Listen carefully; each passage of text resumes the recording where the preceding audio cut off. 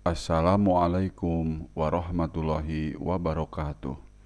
Alhamdulillah, assalatu wassalamu ala rasulillah Sayyidina Muhammad wa ala alihi wa ashabihi wa mawala. Amma ba'du, faya ayuhal hadirun, ittaqullaha la'allakum tuflihun. Pada kesempatan ini, marilah kita, para mahasiswa dan para santri, untuk membahas bagaimana penafsiran ayat Al-Quran tentang perkawinan beda agama.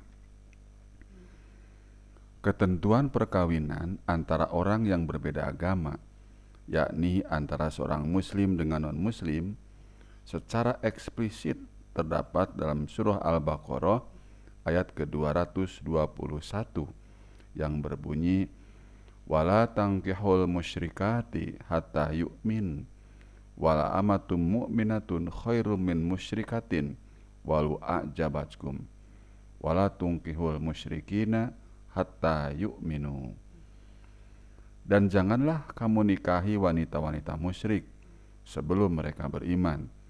Sesungguhnya wanita budak yang beriman lebih baik daripada wanita musyrik, walaupun dia menarik hatimu.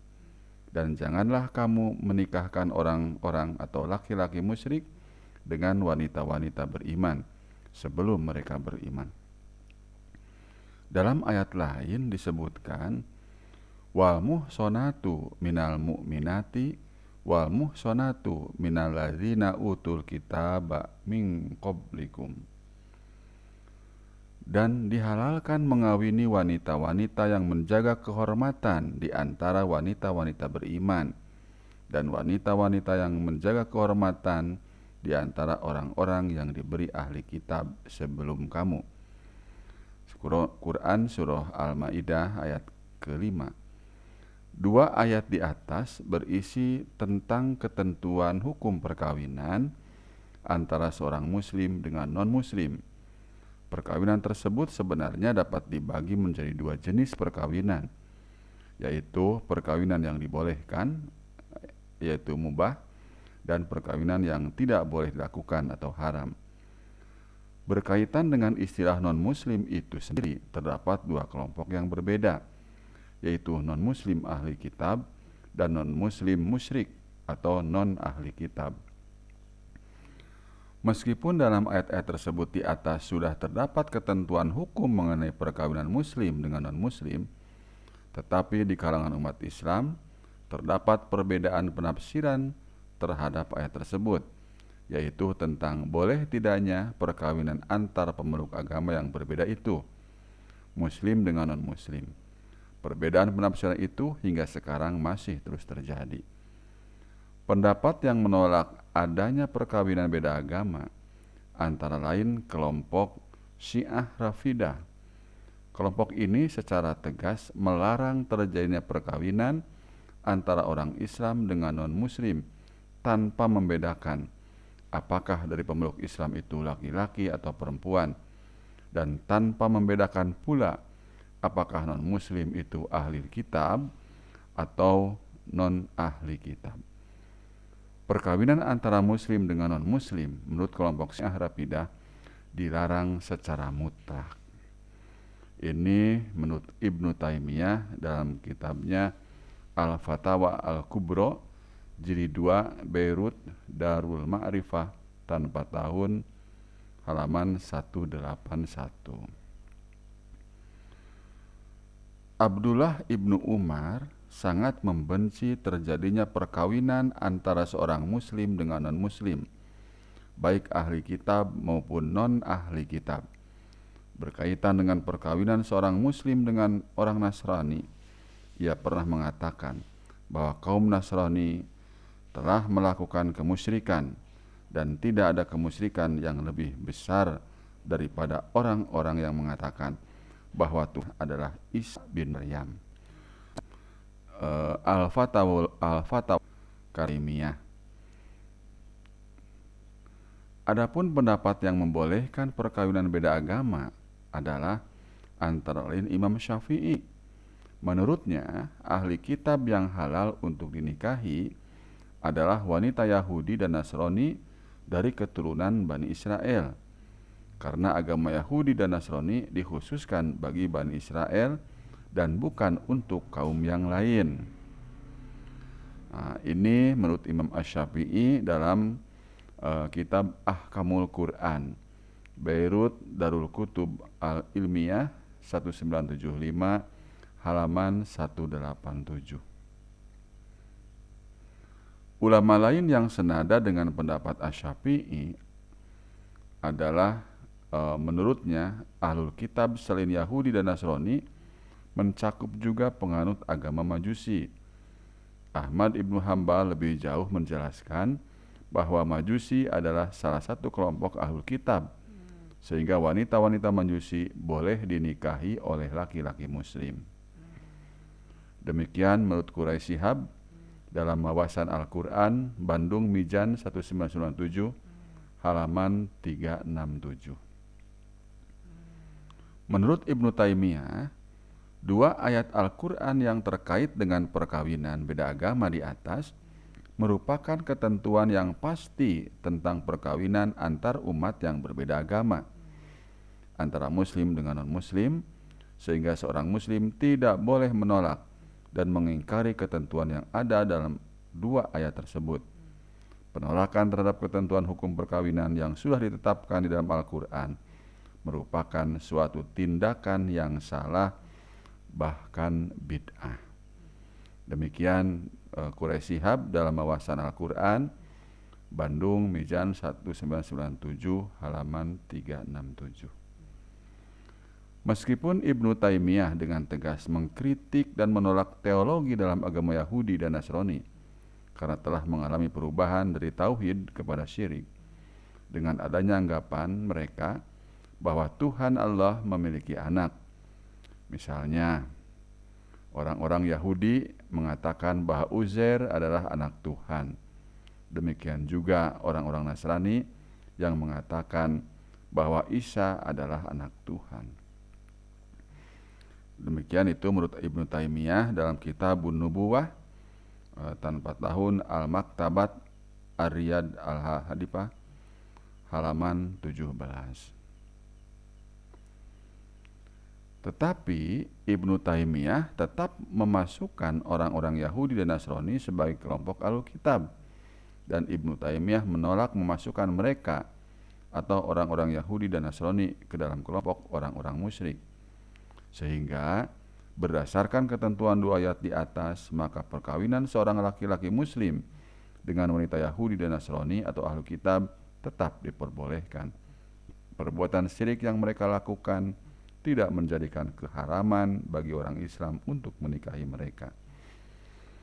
Menurut Ibnu Taimiyah, Quran Surah Al-Baqarah 221 yang melarang terjadinya perkawinan antara seorang laki-laki muslim dengan wanita musyrik telah dihapus atau telah dinasah, artinya mansuh.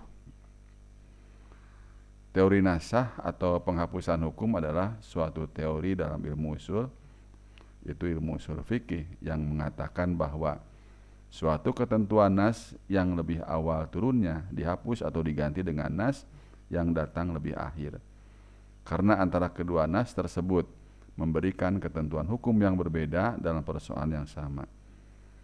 Pengertian nasih adalah suatu nas yang ketentuannya diberlakukan dan mengganti nas yang datang sebelumnya. Sedangkan mansuh adalah suatu nas yang tidak diberlakukan ketentuan hukumnya dengan adanya nas yang datang lebih akhir. Bisa dilihat di Abdul Wahab Khalab dalam Ilmu Ushul Fikih cetakan keempat, Kairo Maktab Islamiyah Syabab Al-Azhar 1968 halaman 222 sampai 228. Kemudian teman-teman, mari kita lanjutkan bahwa wanita muslim dilarang secara mutlak menikah dengan seorang laki-laki non-muslim, baik dari Yahudi dan Nasrani atau ahlu kitab maupun laki-laki non-ahli kitab, sebagaimana ketentuan yang terdapat dalam Quran Surah Al-Baqarah ayat 221. Karena tidak ada ketentuan lain dari nas yang membolehkan terjadinya perkawinan antara seorang wanita muslim dengan laki-laki non-muslim, sebagaimana dibolehkannya perkawinan seorang laki-laki muslim dengan wanita ahli kitab. Ahli kitab menurut Ibnu Taimiyah hanya meliputi penganut agama Yahudi dan Nasrani, sedangkan penganut agama Majusi atau penyembah api, Sabi'in atau penyembah binatang, dan agama-agama lain yang menyembah berhala, ya, agama-agama yang menyembah berhala yaitu wasaniyat, tidak termasuk kelompok ahlu kitab, karena mereka adalah golongan orang-orang yang musyrik. Adanya hadis Nabi SAW yang berbunyi, perlakukanlah mereka atau orang-orang Majusi seperti kamu memperlakukan ahlu kitab. Nah, ini bisa dilihat di Malik Ibnu Anas dalam Al-Muwatta bab Az-Zakat tanpa tahun, hadis nomor 43 halaman 178. Menurut Muhammad Ghalib, riwayat hadis tersebut memberikan suatu gambaran bahwa Rasulullah SAW tidak memasukkan kaum Majusi sebagai ahlu kitab. Hal demikian diperkuat dengan kenyataan bahwa Umar bin Khattab banyak membicarakan persoalan yang berkaitan dengan kaum Majusi, tetapi tidak memasukkan Majusi sebagai kelompok ahlu kitab. Kalau sekiranya Umar memahami term ahli kitab mencakup kaum Majusi, tentu Umar tidak mempermasalahkan mereka. Adian Hussein dan kawan-kawan dalam bukunya Islam Liberal, Sejarah, Konsepsi, Penyimpangan dan Jawabannya, Jakarta, Gema Insani Press 2002 halaman 55. Kemudian teman-teman, menurut Ibnu Taimiyah merupakan bukti itu semua bahwa Majusi bukanlah ahlu kitab.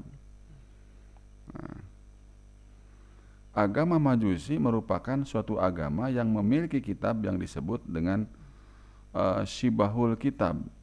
Lebih jauh bisa kita lihat di Asy-Syahrastani dalam Al-Milal wan Nihal, cetakan 1 Beirut Darul Fikri 1997 halaman 185. Dalam term Ibnu Taimiyah, Shibhul Kitab disebut juga dengan Al-Ummi.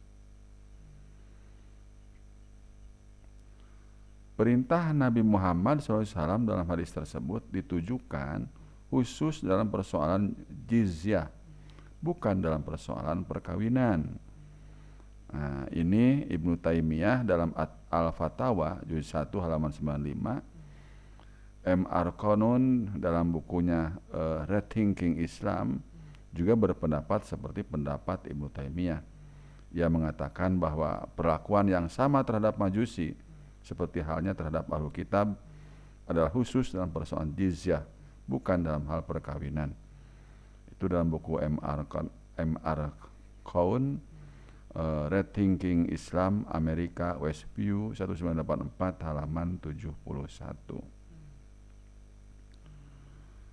Pendapat lebih luas terkait dengan pengertian ahlu kitab adalah apa yang disampaikan oleh Rashid Ridho.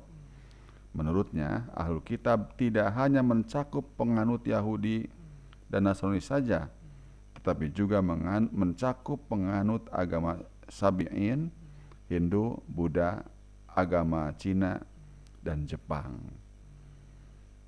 Nah, ini Rashid Ridho dalam bukunya Al-Manar juz 1 Beirut Darul Ma'arif tanpa tahun halaman 337. Dari berbagai penafsiran Al-Quran terkait dengan persoalan perkara beda agama di atas, lalu muncul sebuah pertanyaan berikut bagi kita. Bagaimana hukum positif Indonesia yang kita miliki menguraikan persoalan tersebut? Nah, jadi teman-teman, sebelum kita melangkah pada tentang bagaimana bentuk positif, jadi itu dululah kesimpulan dari bahasan kita kali ini tentang penafsiran Al-Quran yang menyangkut perbedaan agama gitu ya dalam hal perkawinan. Demikian teman-teman, mudah-mudahan bermanfaat. Wassalamualaikum warahmatullahi wabarakatuh.